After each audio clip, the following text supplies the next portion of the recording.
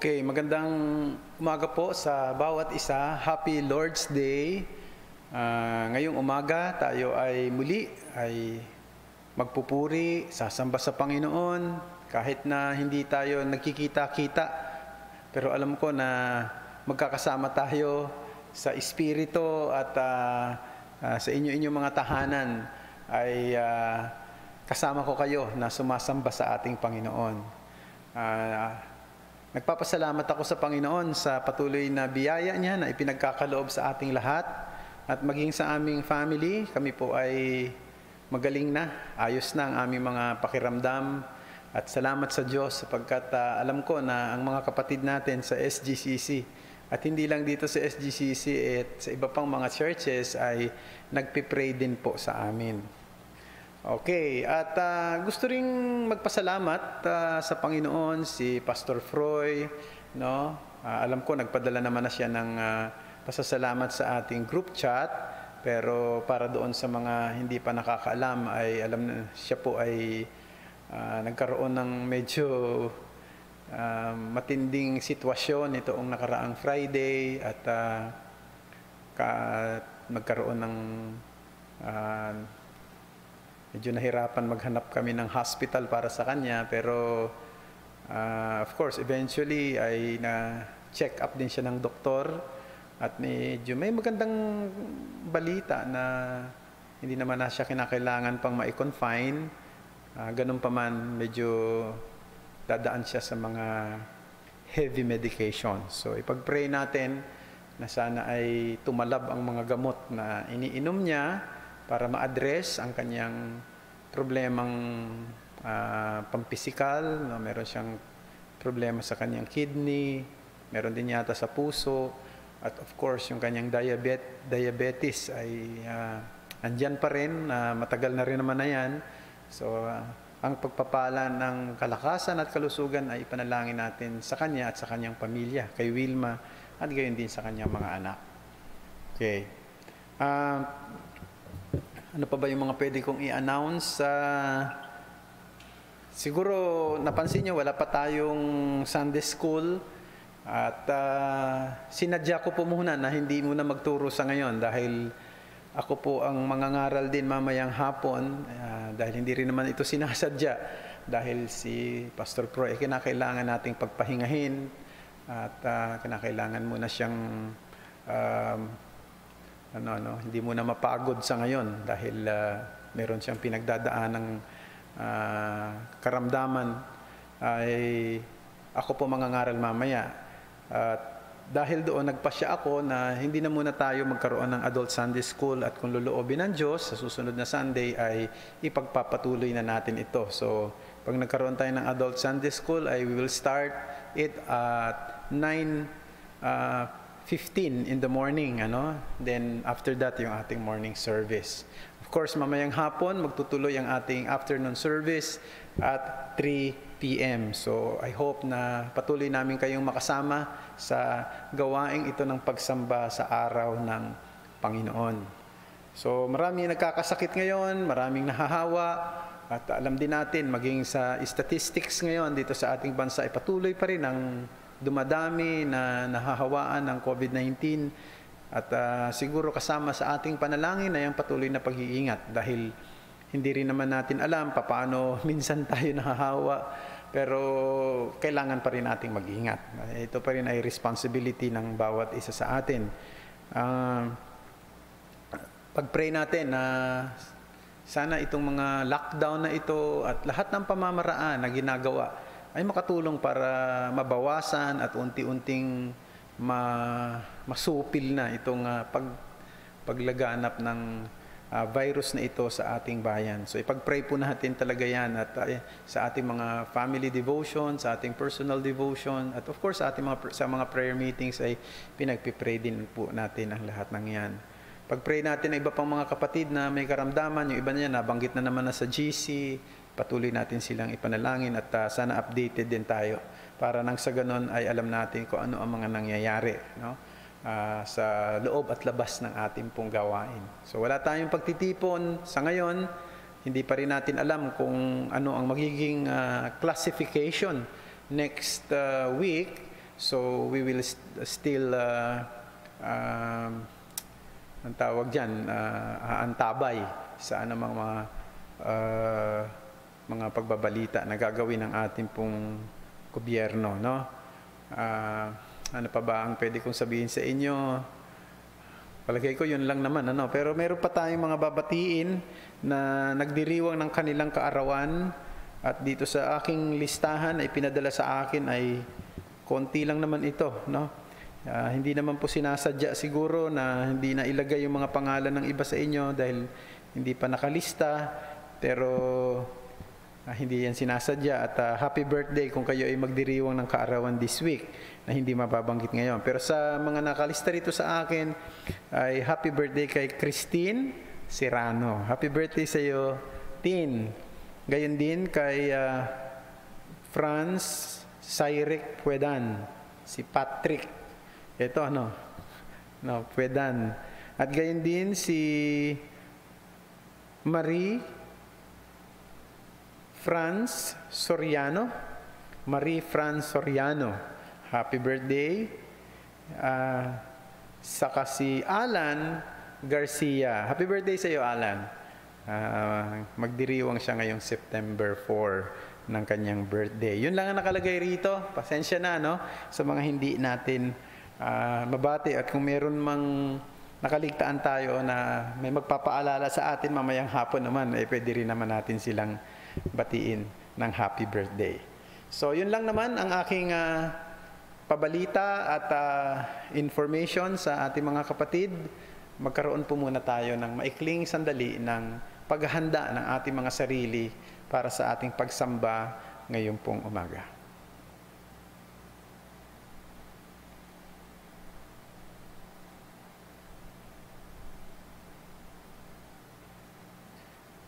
Okay, tayo ay umawit. Ang una nating himno na aawitin ay ang awit na Sa Trono ng Diyos sa Taas.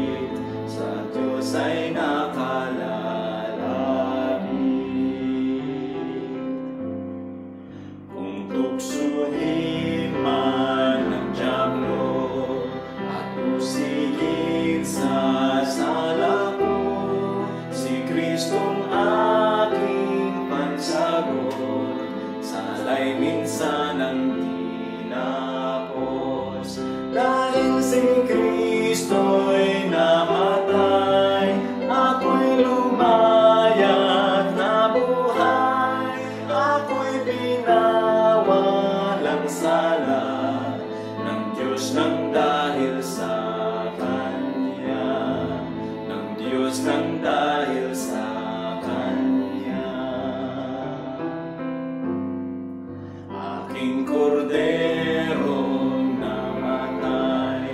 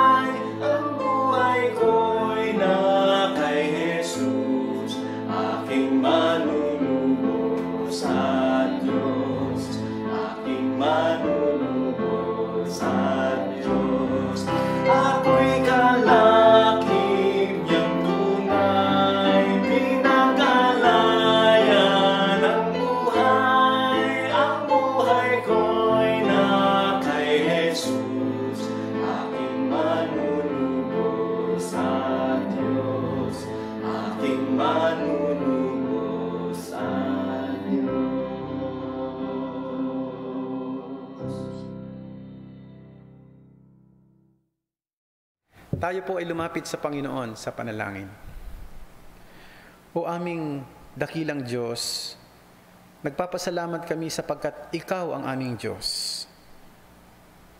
Maraming kinikilalang Diyos ang mga tao sa mundong ito. Ang iba ay mga Diyos-Diyosang gawa ng kanilang mga kamay. Ang iba ay mga Diyos-Diyosang produkto ng kanilang imahinasyon.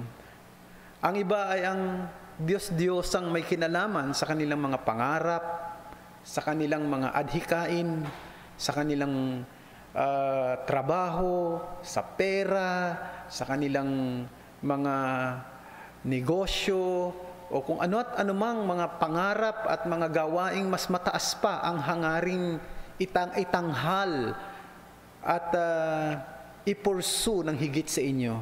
Ito rin ay mga Diyos-Diyosan. At tulad ng sinabi nga ng isang dakilang taong si John Calvin, ang aming puso ay factory of idols.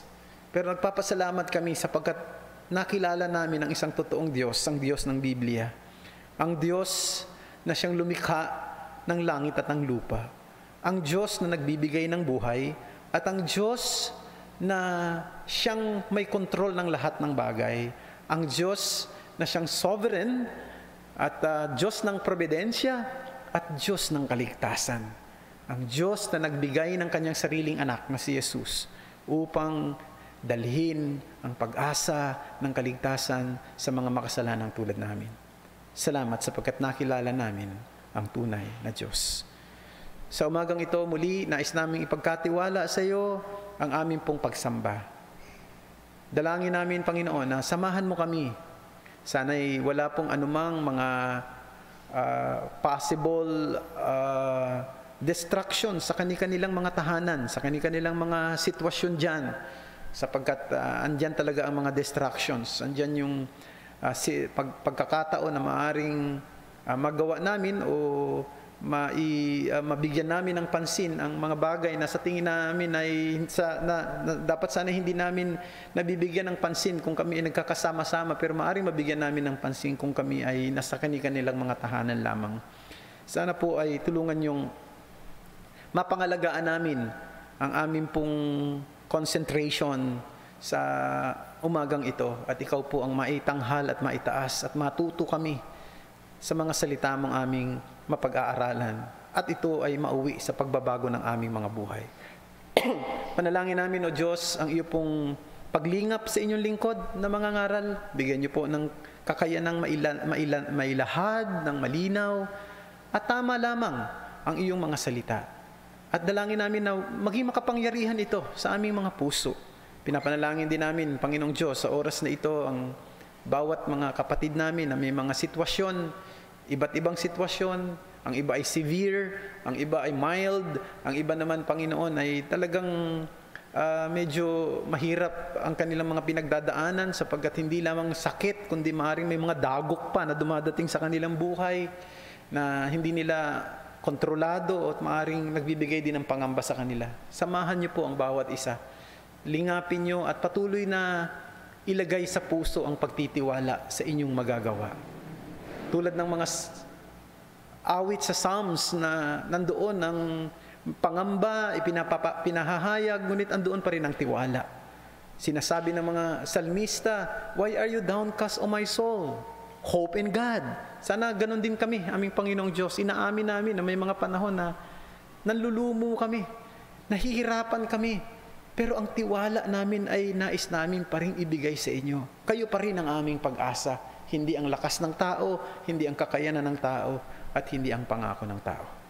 Panginoong Diyos, pagpalain niyo po ang aming pong mga kapatiran na ito, na naririto at kasama namin. At mga churches din sa iba't ibang lugar na gumaganap ng kanilang tungkulin, samahan niyo rin po. Nais naming ipanalangin sa iyo ang aming pong bansa na humaharap pa rin sa krisis na ito ng COVID-19. Dumadami ang nahahawa, dumadami ang nagkakasakit at ang mga hospitals ay halos punuan na. Dalangin namin, Panginoon, na ikaw pa rin ang siyang manguna sa lahat. Sana aming Panginoon maawa ka. Kahabagan mo kami, kahabagan mo ang aming bayan. Mag-intervene ka sa sitwasyon na meron kami. Pinapanalangin namin, particularly rin sa oras na ito, ang mga taga-Afghanistan. Napakahirap ng kanilang kalalagayan. Kung mahirap ang nararamdaman namin ngayon, palagay ko'y doble at triple pa ang hirap na kanilang pinagdadaanan dahil sa kanilang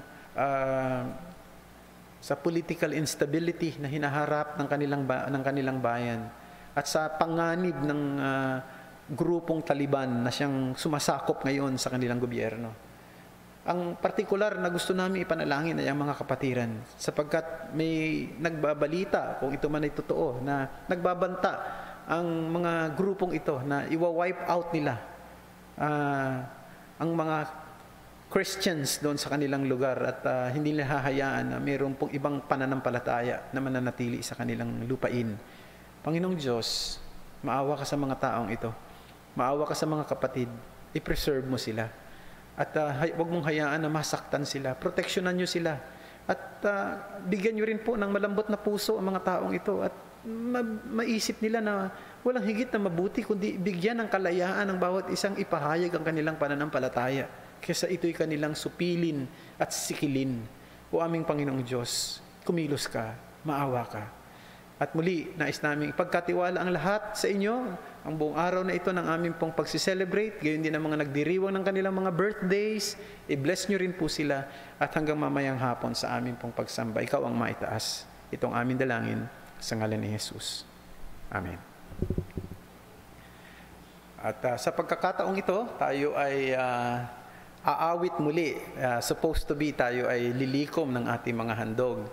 Pero tayo ay walang pagkakatipon. So, alam nyo naman po na paulit-ulit naman nating ina-announce dito na meron din tayong mga pangangailangan na kinakailangang tugunan sa ating iglesia. At I hope na kabalikat pa rin ang lahat ng kapatid sa gawaing ito.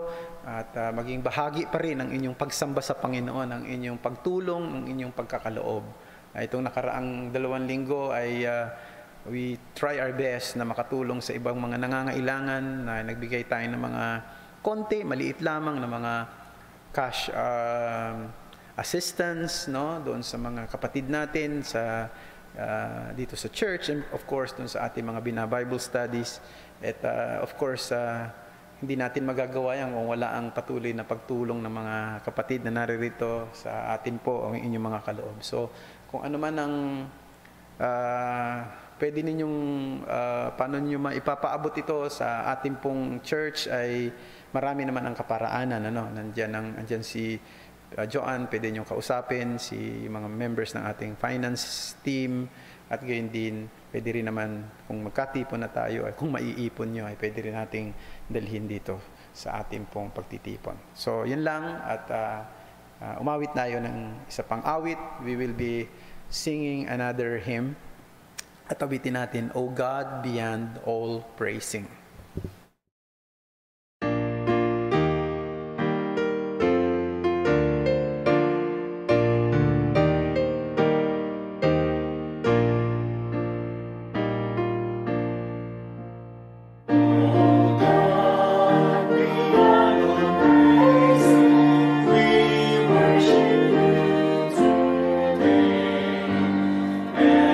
Sing the love of praise.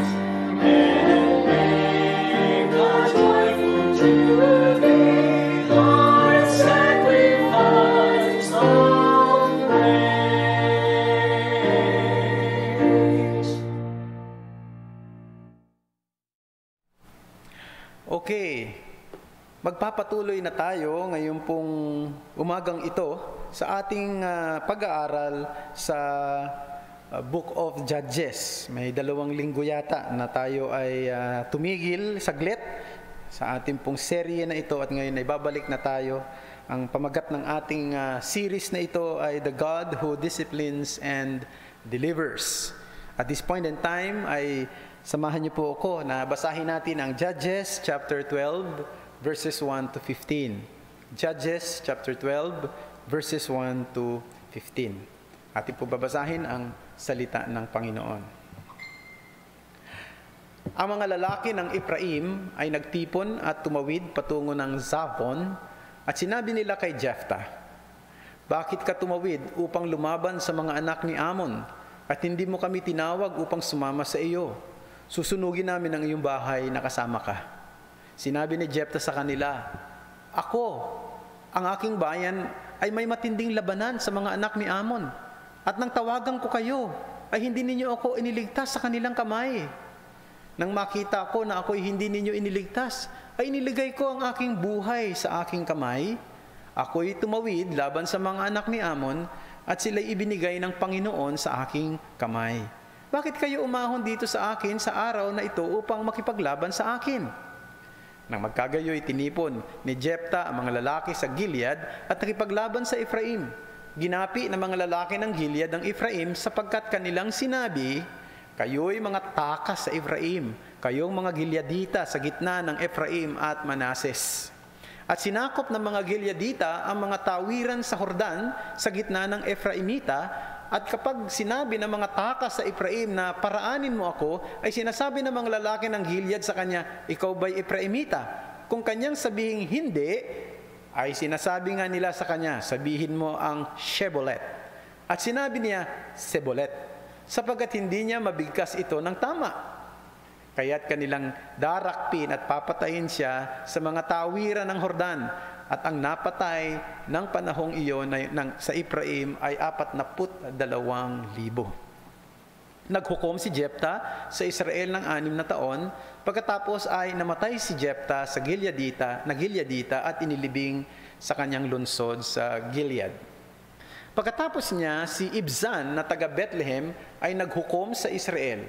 Siya mayroong 30 anak na lalaki at ang 30 anak na babae ay kanyang pinapag-asawa sa labas ng kanyang angkan. At 30 anak na babae naman ay kanyang ipinasok mula sa labas para sa kanyang mga anak na lalaki. At naghukom siya sa Israel ng 7 taon. Si Ibzan ay namatay at inilibing sa Bethlehem. Pagkatapos niya si Elon na Sebulonita ay naghukom sa Israel. At naghukom siya sa Israel ng 10 taon. At si Elon na Sebulonita ay namatay at inilibing sa Aijalon sa lupain ng Zebulon. Pagkatapos niya si Abdon na anak ni Hillel na Peronita ay naghukom sa Israel. Siya ay nagkaroon ng 40 anak na lalaki at 30 apo na sumasakay sa 70 asno at siya ay naghukom sa Israel ng 8 taon. At si Abdon na anak ni Hillel na Peratonita ay namatay at inilibing sa Peraton sa lupain ng Ephraim sa lupaing maburol ng mga Amalekita. Ito po ang salita ng Panginoon. Sinasabi ng mga analyst na ang digmaan ng isang bansa sa laban sa isang bansa ang pinakamahal na klase ng digmaan. It is the costliest type of war. Pero alam niyo ba na yun namang civil war, yung digmaan sa loob mismo ng isang bansa, parehong magkababayan ay naglalaban-laban, ito naman ang the worst of them of all, ang pinakamasahol na digmaan. Bakit? Well, simply because you are fighting against your own people. Now, imagine niyo po, mga kapatid, na noong nakaraang ikalawang digmaang pandaigdig, ang Amerika ay gumastos ng halaga sa ating modern equivalent ng $4.104 trillion. At 418,000 na mga Amerikano ang namatay sa digmaang ito. Pero alam nyo, yung American Civil War, yung mismong digmaan nila sa kanilang mismong bayan, alam nyo kung magkano lang ang ginastos? $1.4 billion. Pero ilan ang namatay? 750,000 American. Ang laki ng diferensya, di ba? Ang laki ng diferensya. At yan ang nangyayari ngayon maging sa bansang Afghanistan. Alam nyo, ang bansang Afghanistan ay isang bansang tulad din ng Pilipinas. Napakadaming tribo, napakadaming mga, kung tawagin ay ethnic groups or people groups. I think mga more than 20. Yung Pashtun, ang pinakamalaking tribo, at dito nanggaling karamihan ng mga Taliban people. No? Itong grupo ng mga Taliban fundamentalist. At from the time immemorial, meron ng tinatawag na power struggles, no? Dito sa within their ethnicity. Mula pa nung araw, naglalaban-laban na yung mga tribo na yan para mag-unahan sa kung sino ang pwedeng maging pinuno o siyang mga magiging nasa taas na katatayuan sa kanilang lipunan. At marami na ang namatay. Nakakalungkot ang Civil War. Nabanggit ko yan sapagkat dito sa ating binasa ng mga talata ay siyang tatalakayin natin ngayong umaga. Makikita natin dito ang isa sa pinakamasahol na digmaan sa kasaysayan ng bayan ng Israel, sapagkat ang digmaang ito ay digmaan ng mga Israelita laban sa kapwa Israelita. At sabi nga rito, 42,000 na mga Ephraimites ang namatay sa labanang ito. At ito rin ang first recorded civil war in the Bible. At yan ay isang malungkot. No? Naglaban itong mga Ephraimites at itong mga Gileadites. Ang mga Gileadites ay isa sa mga bahagi ng tribo ni Manasseh sa ilalim ng pangunguna ni Jephthah noong panahon na yon. So, it is always sad to see this kind of event. Pero isinulat ito para sa ating instruction, para bigyan tayo ng babala. At ang mensahe na gusto kong makita natin ay ito, mula sa kabanatang ito na binasa natin sa chapter 12, pride goes before destruction, but providence works for the good of God's people. Let me underscore that. Pride goes before destruction, but providence works for the good of God's people. Yan ang ating titingnan ngayon. So, meron akong dalawang headings. Una, we will be looking at the tragedy of pride. Ang trahedya na dulot ng kayabangan o pagmamataas sa kanyang sarili. Pangalawa, titingnan natin the traces of providence. Ang mga anggulo ng providensya na pwede nating makita dito sa mga talatang ito. So, unang-una, the tragedy of pride. Ano ba ang trahedya na dulot ng ng kayabangan o ng pride o pagmamataas o pagmamalaki? Unang-una, pride breeds conflict. Pride breeds conflict. Now, napansin niyo sa nakaraan nating pag-aaral sa chapter 11 na focus yung kwento roon at yung writer sa personal episode ni Jephthah, sa buhay ni Jephthah. Pagkatapos, sa chapter 12, itong binasa natin ngayon, ay finocus niya yung camera doon sa national events, sa mga nangyayari sa buong bayan ng Israel. Narito, ang mga lalaki mula sa tribo ni Ephraim ay biglang pumasok sa eksena. No? At naggalit sila. Nagpahayag sila ng galit kay Jephthah. Bakit hindi sila isinama doon sa kanyang pakikipagdigma laban sa mga Amonita? Marahil natatandaan pa ninyo na ito ring mga Ephraimitan ito ang siyang lumapit na galit din sa panahon naman ni Gideon sa chapter 8, matapos na si Gideon ay matagumpay na natalo ang mga Midianita, ay pumunta ang mga Ephraimites at sinabi, bakit hindi mo kami sinama sa labang ito? Nakita mo? Nakita nyo? Siguro, magkaiba nga lang naging approach sapagkat si Gideon, ang ginawa niya, pinalubag niya yung loob ng mga tawag nitong mga Ephraimites na ito sa pamamagitan ng pwede nating sabihin, flattery na rin, sapagkat sabi pa nga niya, teka muna, huwag kayong magalit. Ano ba naman ang nagawa kong accomplishment kumpara sa accomplishment ng tribo ninyo sa kasaysayan? Di ba? Sinabi niya. At mula doon, dahil doon, medyo humupa naman ang loob ng mga Ephraimites at hindi na nagalit sa kanya. Pero sa pagkakataong ito, we have a different story. Because they were not only angry, but they were threatening Jephthah to burn his house. Sa pagkakataong ito, sabi nila, dahil sa ginawa mong yan na hindi mo kami isinama, doon sa pakikipaglaban mo sa mga Amonita, susunugin namin ang bahay mo. Nakita nyo kung anong klase ng ugali meron itong mga Ephraimites na ito? No? Gusto nilang maging prominent, pero ayaw nilang ma-involve sa totoong laban. They want gain without pain. They want glory without guts. They were brave after the battle. Ganon sila. Ang tapang pagtapos na ang laban. At dito, ipinakita nila na handa silang makipaglaban o makipagkagalit sa kanilang mga kapwa Israelita, mga maaring iba lang ang tribo, pero kapwa Israelita pa rin, mga kapatid pa rin nila in a way, pero hindi doon sa mismong kaaway nila. Yan ang reputasyon ng tribo ng mga Ephraimites. Alam niyo, hindi naman sila ganyan noong una. Sa matatandaan natin na si Joshua na siyang pumalit kay Moses ay galing din sa tribo ng mga Ephraimites, ng Ephraim. Isa rin siyang Ephraimita. No? Pero matapos na mamatay si Joshua, makikita natin yung significant downgrade sa pag-uugali ng mga Ephraimites. At itong ugali na ito ay nagpatuloy hanggang sa halos sa kasaysayan ng bayan ng Israel. Matatandaan ninyo, noong si Solomon ay namatay, nahati ang kaharian ng Israel sa dalawa.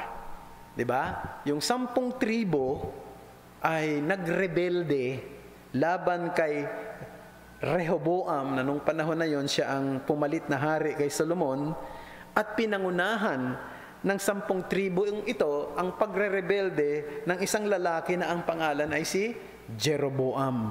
At si Jeroboam, alam nyo ba, ay isang Ephraimites. At yan ang ating makikita.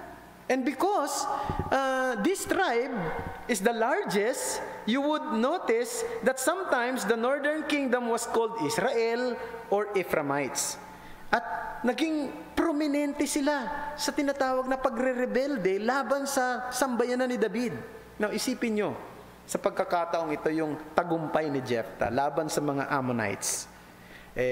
Hindi ba dahil sa tagumpay niya, nakalaya ang mga Israelita sa paninikil at paniniil ng mga Ammonitang ito sa maraming taon? Hindi ba dapat bigyan ng parangal si Jephthah? Dapat pasalamat ang dapat na maging tugon ng mga tao sa kanya. Pero anong naging tugon nitong mga Ephraimites na ito ng mga fellow Israelites? Gusto siyang patayin. Gusto pang sunugin ang kanyang sambayanan. Proud people, in most cases, don't see the good things, only the bad things. Ito yung mga proud na tao. Ayaw nilang masaktan, pero gusto nilang makasakit. Isa sa mga halimbawa niya na obvious, yung mga militanteng grupo dito sa bansa natin, na yung role, mula pa nung unang panahon, ay laging magpakita ng kanilang pagtuligsa at paglaban sa ating pamahalaan. Gumagawa ng mga propaganda, no? Sa anumang administrasyon, mula noon hanggang ngayon. Wala kang maririnig na anumang mga magagandang bagay na manggagaling sa kanilang mga bibig, no? At papuri man lang kahit sa na maliit lamang sa sino mang administrasyon na meron dito sa ating bansa. Sanay sila na gumawa at magsalita lamang ng mga bagay na pangit at masasama sa ating gobyerno. Well, naintindihan natin yan. Maaring dahil yun ang kanilang training. But the sad thing is this, sometimes we can also find such attitude even to the Christian community. May mga tao na gusto nila ng parangal at papuri mula sa kapwa nila Kristiyano. May mga tao na nagme-major sila doon sa pagsilip sa mga bagay na kulang at hindi doon sa mga pagpapala. Malungkot yan, di ba mga kapatid? Malungkot na nakikita natin yan. May mga ganyan sa mga grupo ng mga Kristiyano. And it is sad that sometimes we can also find that even to the leaders of the church. Totoo yan. I remember many years ago, gusto kong magkaroon ng fellowship sa mga kapwa ko pastor sapagkat nung panahon ay batang-bata pa lang ako sa ministeryo. At gusto kong magkaroon ng mga ka-fellowship na mas matanda sa akin, mas eksperyensado sa akin, mas maalam kaysa sa akin dahil ako nga ay so young then in the ministry. So I became acquainted with the pastor na hindi ko napapangalan, bibigay ang kanyang pangalan at hindi rin siya kilala ng mga kapatiran dito sa SGCC, no? Pero siya ay naging kakilala ko noon. At dahil itong pastor na ito ay may mataas na aral, meron siyang master's degree, meron siyang doctorate degree, and he was actually pastoring a very a significant big congregation in the city. So pumupunta ako sa bahay nila. Gusto ko kasing magpa-mentor sa kanya, gusto ko siyang makausap lagi, at gusto ko siyang sabihin na nating matuto sa kanyang mga karanasan. Pero ang isang bagay na napansin ko sa tuwing kami magkikwentuhan at pagdadalaw ako sa bahay nila, wala siyang sasabihin sa akin kundi yung mga pagkukulang ng kanyang church o yung mga pagpapabaya ng mga kapatiran sa kanya. At yung mga maging yung kanyang mga maging nakasamang mga co-workers ay hindi hindi binibigay yung mga karampatan na honor o pagtulong sa kanya at pagsuporta sa kanya. Now, to be honest, medyo na-discourage ako. Nung panahon na yun, ay ganun pala sa ministry.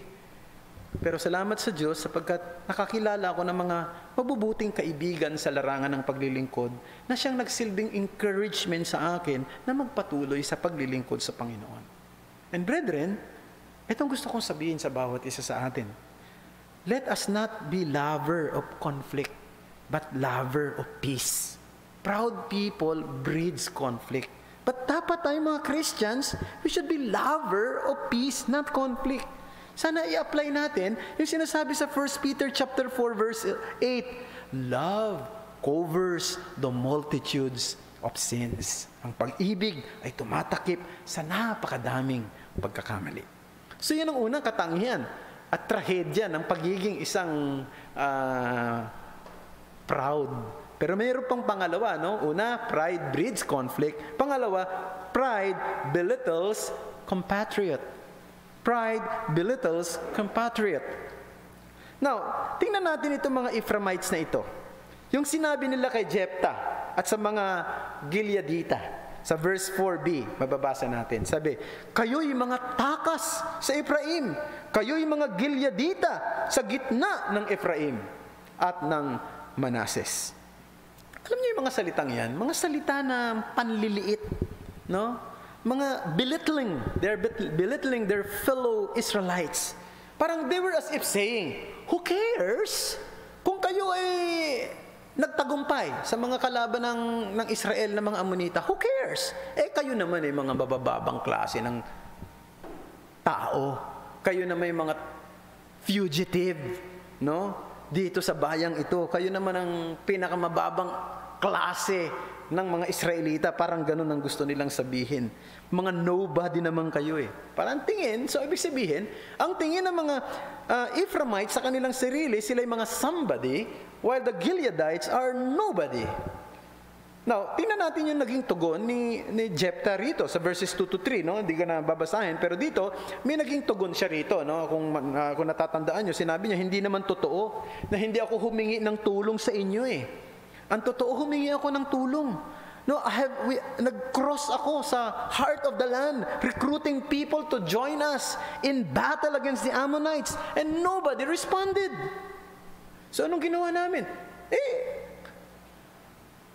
We just did it ourselves.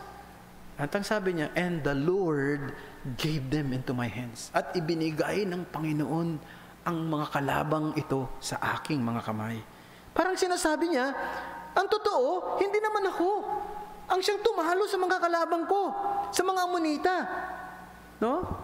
Hindi naman ang mga Gileadites na mga katribo ko ang tumalo sa kanila, sa mga kaaway, kundi ang Panginoon. Kaya ang karangalan ay para sa Panginoon. Dapat niyong isipin yun. Pero alam nyo, imbis na i-consider ng mga Ephraimites yung magandang explanation ni Jephthah, lalo pa ngang anong ginawa nila? Hinamak siya. No? Niliit siya. Now, somebody said, pride is one form of insanity. Bakit? Kasi ang isang taong mataas ang tingin sa sarili, proud, hindi ito madalas nakikinig sa paliwanag. No? It does not respond to reason. Proud people are not happy with the good things that happening to others. Kapag may naririnig silang magandang bagay na ginawa ang iba, hindi sila masaya. Ganyan ang mga taong proud. Ganyan ang mga tao, ang tingin sa kanyang sarili mataas. Kahit na gumawa pa ng magaganda ang iba, hindi niya nakikita yon. No? Nagagalit pa siya roon. Hindi tayo dapat maging ganyan, mga kapatid. Dapat masaya tayo sa mga magagandang bagay na nagagawa ng ating mga kapatiran. Sa iglesia o maging sa ibang sa ating community, sa Christian community. At dapat malungkot tayo kapag sila ay nasa deep trouble. Yan ang ugali ng isang Kristiyano. Hindi katulad ng mga taong matataas ang tingin sa kanilang sarili. So yun ang pangalawa. So pride breeds conflict. Pride belittles compatriot. But number 3, pride brings calamity. Pride brings calamity. The threats, the insults, and abusive words that Ephraimites threw to Jephthah and the people of Gilead was like a small fire that brings conflagration. Na parang maliit na apoy na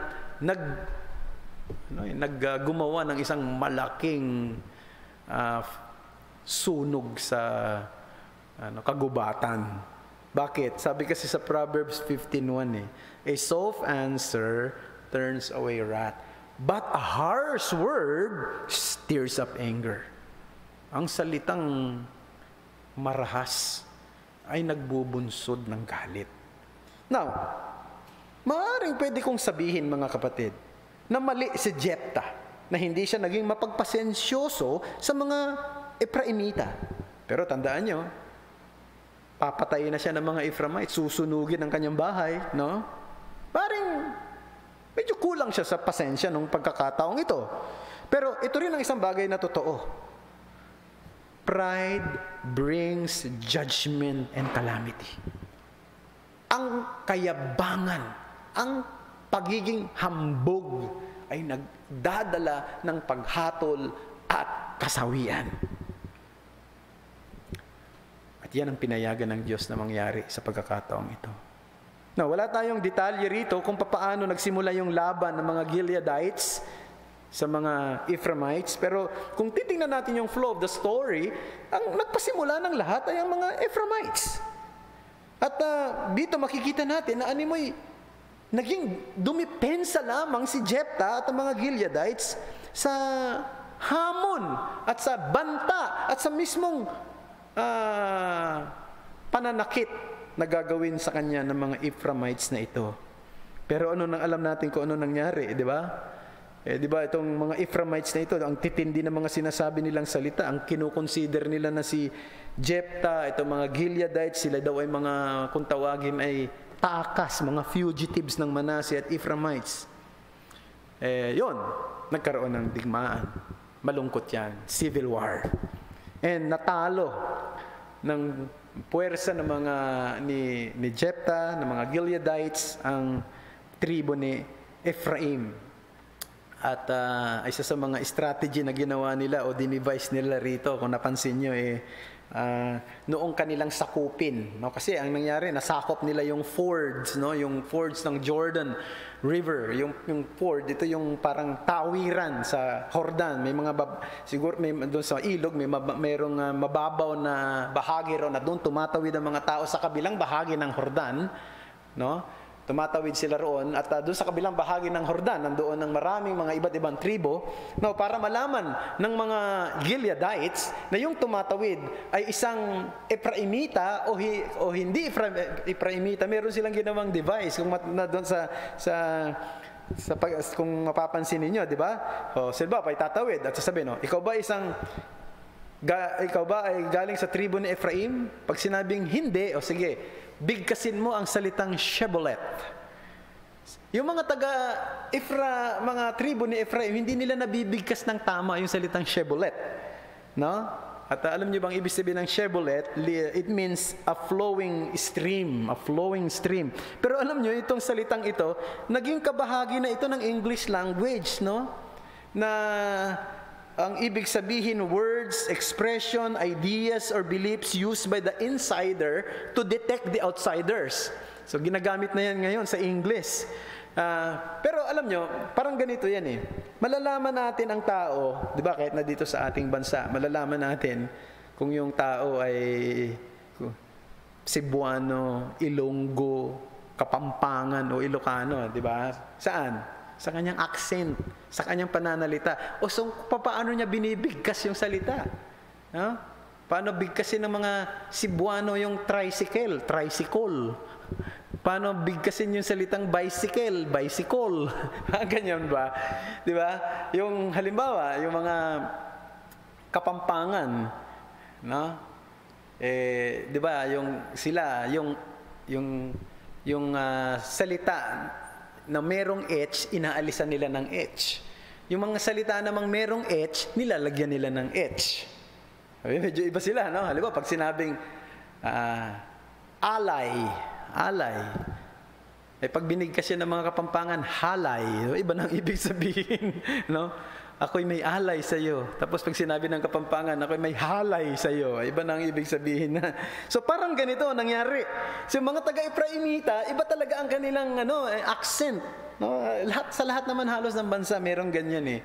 No, pag kahit pumunta kayo sa ibang bansa, sa Amerika, no, may bahagi, may mga, sabi nila, yung mga taga-Boston, nawawala yun daw yung kanilang R. Where do you park the car? Ganun daw yan sila. No? Kaya ibig sabihin, ganun talaga, may kanya-kanyang accent, may kanya-kanyang bigkas eh. At hindi ito basta-basta nababago. Na it would take siguro time para mabago yung accent na yan. Dito, itong mga tumatawid doon sa tawiran, sa ilog ng Jordan, pag sinabing, ikaw ba ay isang Ephraimita? Pag sinabing hindi, bigkasin mo ang Shebolet. Pag ang bigkas niya ay Sibolet, ibig sabihin, Ephraimita siya at siya'y papatayin. At sabi rito, 42,000 Ephraimites were killed in the battle. Now, katulad ng sinabi ko, maaring mali si Jephthah sa pag-i-engage sa isang painful civil war. But the truth remains. God opposes the proud, but He gives grace to the humble. Ang Diyos, galit talaga siya sa mga taong hambog. At sa panahon ng Diyos, ito mga taong ganito, na binabaliwala siya, mataas ang tingin sa sarili, sa tingin nila, kaya nilang iligtas ang kanilang sarili. Hindi niya kailangan ng Diyos. Hindi niya kailangan ng panuntunan ng Diyos. In God's own time, ipakikita ng Diyos ang kanyang bagsik sa kanila. Because God opposes the proud but gives grace to the humble. So that's the first point. Let's go now to our second heading, or the second point, the traces of providence. Now, in this chapter, verses 8 to 15, kung titingnan mo itong verses 8 to 15, parang unimportant na bigyan pa natin ito ng konsiderasyon ngayon, ano? Para bang wala ka namang masyadong makukuhang mahalagang detalye rito, pero bahagi ito ng salita ng Diyos, and I believe na meron din tayong matutunan mula rito sa section na ito ng salita ng Diyos, sapagkat dito ay makikita natin ang mga bahid ng probidensya ng Diyos. We can see that the providence of God. Sa papaanong paraan? Meron tatlong bagay. Unang-una, makikita natin dito. Siya nga pala, bago yon, gusto ko munang i-define ano ba yung ibig sabihin ng providence, no? Para doon sa iba na maaaring ngayon nyo lang narinig yung salitang providence. Ibig sabihin lang ng providence ay ang pagsasaayos ng Diyos ng mga bagay na maliliit at malalaki, na mga bagay na masasaya at malulungkot, mga bagay na talagang nagbibigay ng kagalakan sa iyo at nagbibigay ng kahapisan sa iyo para sa kaluwalhatian ng kanyang pangalan at para sa kabutihan ng kanyang mga tao. Yan ang ibig sabihin ng providence. Paano natin makikita ang ilan sa mga traces ng providence dito? Unang-una, yung tinawag kong the selectivity of God's Word. The selectivity of God's Word. Meron tatlong mga hukom na binanggit dito na naging successor ni Jephthah. Pagkatapos na namatay si Jephthah, merong sumunod na tatlo ng mga hukom. Ang pangalan ay si Ibzan, Elon, at Abdon. Pero wala tayong magbabasang anumang detalye sa kanila. Walang binanggit dito na mga matitinding nagawa sila, no? Kung paano sila tinawag ng Diyos at kung paano nila penerform ang kanilang tungkulin bilang mga hukom ng bayan ng Israel. Now, hindi ibig sabihin na walang kwento na pwedeng sabihin patungkol sa kanila. Nagpasya lamang ang Diyos na hindi nabanggitin ang mga detalye patungkol sa kanila. Alam niyo ba ang itinuturo nito sa atin? Ang Biblia kasi ay God-centered and not man-centered. Ang Bible, nakasentro siya sa Diyos, hindi sa tao. Sa providensya ng Diyos, nagpapasya siya na yung camera minsan ay kanyang i-focus sa isang personalidad. At mas marami ang binabanggit patungkol sa kanya. Tulad ni David, no? At dito sa book of Judges, tulad ni Gideon, tulad ni Samson, ano? At ng marami pang iba. Pero may mga pagkakataon na hindi nakafocus yung camera, kundi dumaan lang ng mabilis yung camera. Parang snapshot lang. Ganon talaga ang makikita natin, because the main purpose of the Bible is not on man's life, but on God's action. Ini-encourage tayo ng salita ng Diyos to behold our God. To behold our God. And not to behold Jephthah. Not to behold David. Not to behold Paul. But to behold our God. And I hope na ganyan ang nagiging epekto sa inyo sa pagbabasa ninyo ng salita ng Diyos. Iba't iba ang mga forma o genre ng pagsusulat sa Biblia. Yung Biblia ay isinulat sa pakwento, yung narrative, o propesiya, o prophetic. Merong patula, yung poetic. Merong mga direct teaching o didactic. No? Pero, ang hamon sa atin, sa bawat binabasa natin, ay patuloy nating hangaan kung sino ang Diyos at patuloy nating maintindihan ang pagkilos ng Diyos sa kanyang providensya. Yan ang tinuturo sa atin ng Biblia. So yan ang una, the selectivity of God's Word. Pero mayroon pang pangalawa, the disparity of God's dealings. The disparity of God's dealings.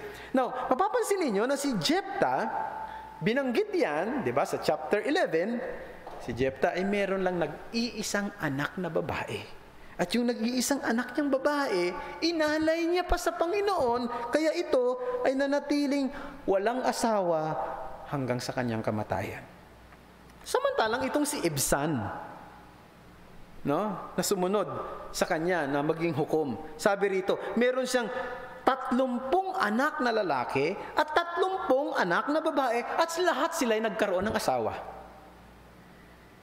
Tapos si Abdon ay merong 40 anak na lalaki at 30 apo o grandsons. Nakikita niyo ba yung disparity ng God's dealing? No? Yung isa na nga lang ang anak, hindi pa nagkaroon ng asawa. At hindi nagkaroon ng lahi manggagaling kay Jephthah. Samantalang ito, ang dami, 60 at lahat nagkaasawa. Now, makikita natin, maging sa pagkilos ng Diyos, sa buhay natin, iba-iba talaga eh. May isang pamilya, pinagpaala ng Diyos ng mga talentado, no? Talented na lang. No? Talented na mga anak, no? Mga gifted na mga anak, mga matatalino na mga anak. Merong isang pamilya, binigyan siya ng mga anak na may kapansanan. May kilala akong ganyan. Lingkod ng Diyos. Ang mga anak niya may mga kapansanan. Pinanganak na may kapansanan. Mga autistics or may mga special na mga bata. Nakikita ba natin yan? No? May mga tao na pinagpala ng mahabang buhay, samantalang merong iba, halos konti lamang ang panahon ng buhay niya rito sa mundo. At kayo din, makikita natin sa Bible may mga ganyan. At marami pa akong pwedeng banggitin. Kulang lang talagang oras natin. Pero isa sa mga maaalala lang natin ito. Di ba noong panahon, sa Acts chapter 12, mababasa nyo, si Haring Herodes ay talagang nagpakita na ng kanyang bangis laban sa mga Kristiyano noong panahon na yon. At ano mong ginawa niya? Pinakulong niya si Apostol Pedro.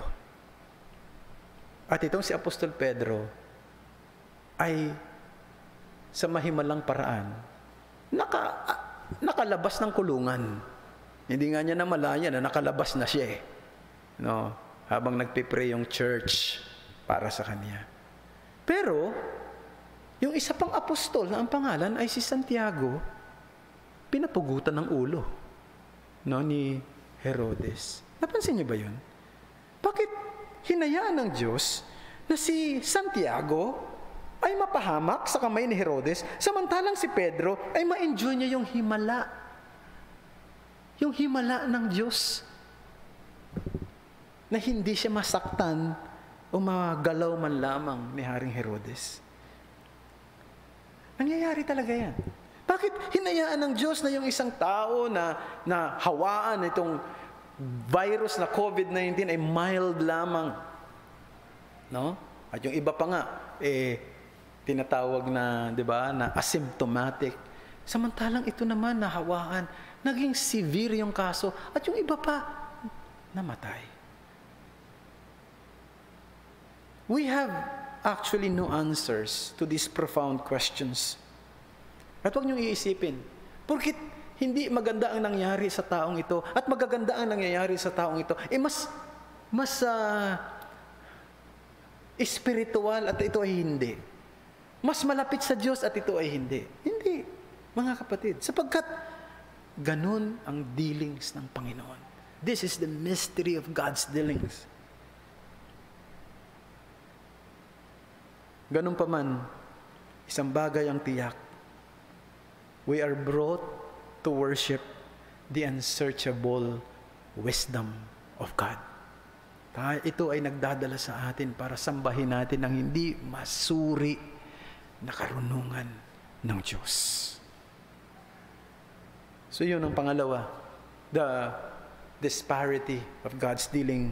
Number 3 and the last, the mortality of God's servants. The mortality of God's servants. Now we can observe how the entries note the deaths of God's servants after the military success of Jephthah, di ba? Si Jephthah, sinabi rito, he served God and he judged Israel for 6 years. Pero pagdating sa verse 7b, ito mababasa natin, then Jephthah the Gileadite died. Pagkatapos, binanggit din dito na itong si Ibzan, na napakadami ng kanyang anak, 60 lahat, at siya ay naging hukom sa loob ng 7 taon sa bayan ng Israel. Pagdating sa verse 10, itong mababasa natin. Then Ibzan died and was buried at Bethlehem. Okay? And then, si Elon, na naging hukom sa Israel ng 10 taon, pagdating sa verse 12, ito mababasa natin. Then Elon, the Sibolonite, died and was buried at Aijalon in the land of Zebulon. And then, si Abdon, na naging hukom sa Israel ng 8 taon, verse 15a, itong mababasa natin. Then Abdon, the son of Hillel, the Piratonite, died and was buried at Piraton in the land of Ephraim in the hill country of the Amalekites. Ano yung sinasabi sa atin?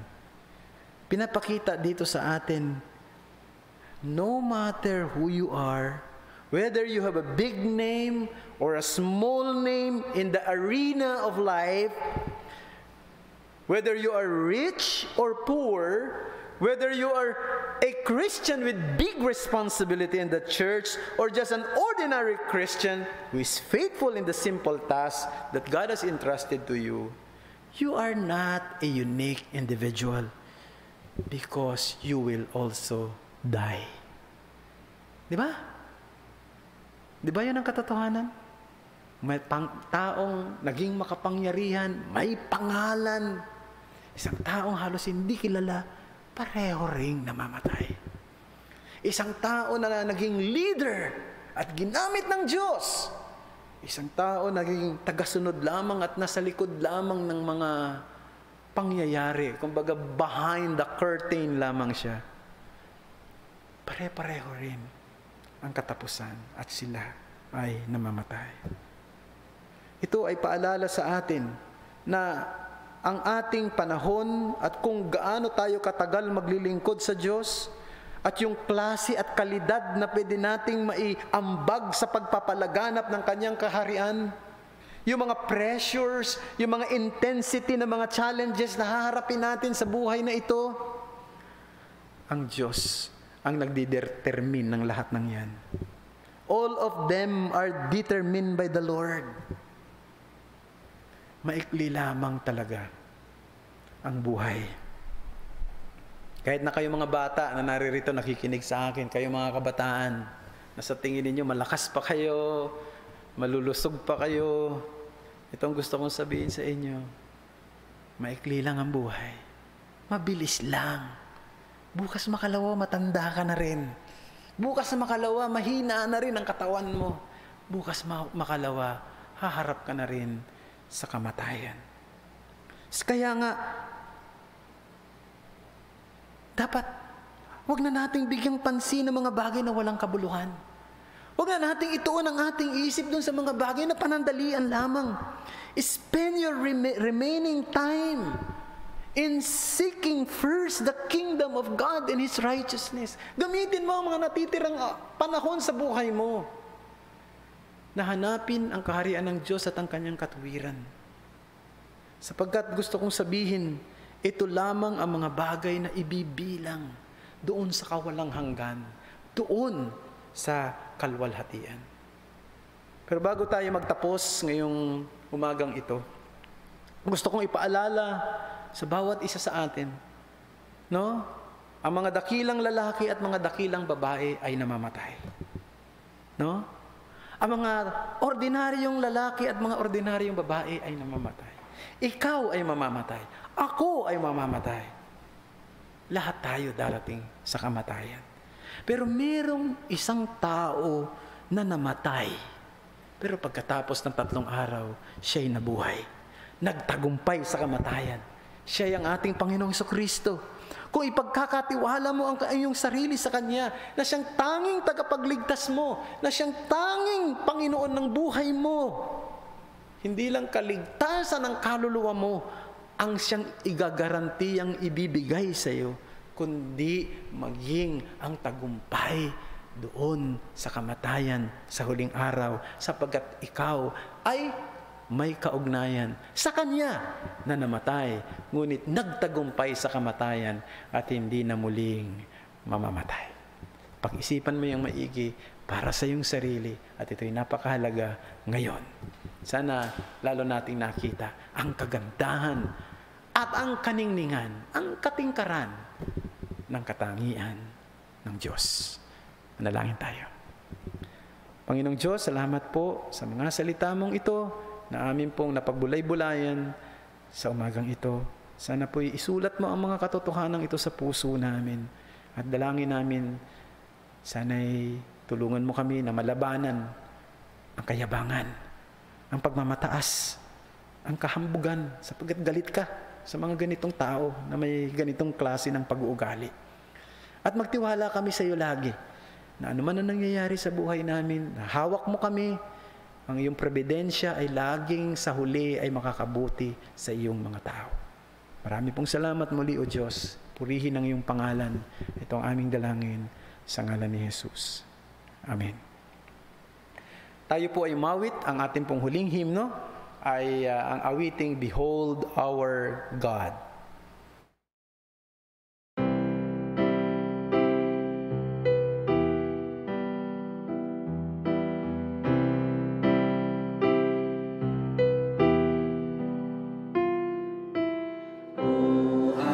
Held the oceans in his hands, who has numbered every grain of sand. Kings and nations trembled at his voice. All creation rises to rejoice. Behold our God, seated on his throne. Come, let us adore him. Behold our King, nothing can compare. Come, let us adore him.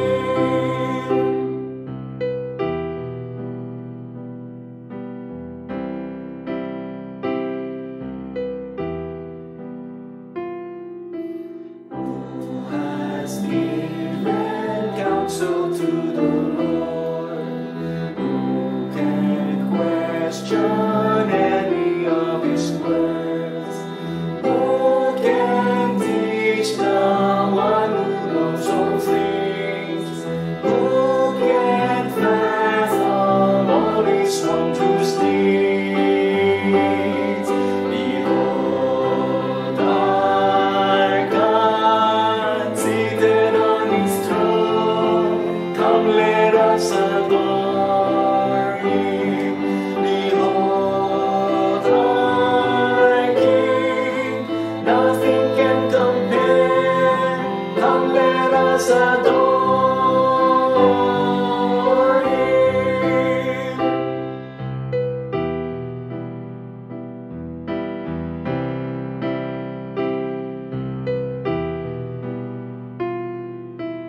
Who has felt the nails upon his hands, bearing all the guilt of sinful man? God eternal, humble to the grave, Jesus Savior, risen now to reign. Behold our God, seated on his throne. Come, let us adore him. Behold our King, nothing can compare. Come, let us adore him.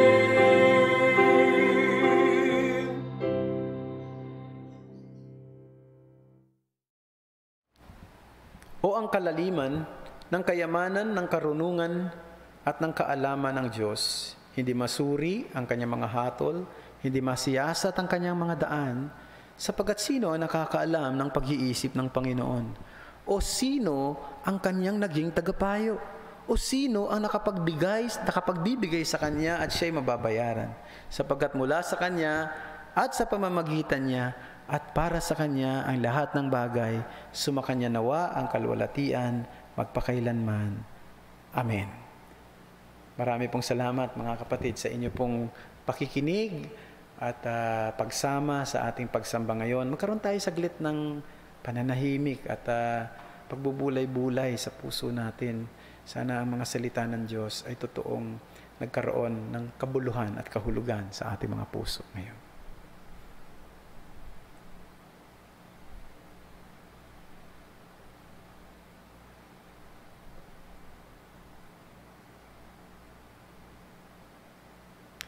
Okay, awitin natin ang ating pong doxology.